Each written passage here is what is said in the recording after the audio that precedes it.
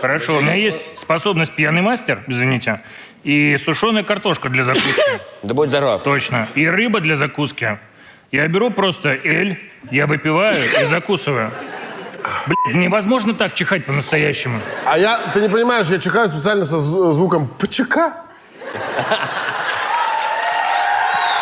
Уважаемая Систесса, дайте, пожалуйста, золотую монету за этот талант. Начихал на монету, блядь. Напочекал.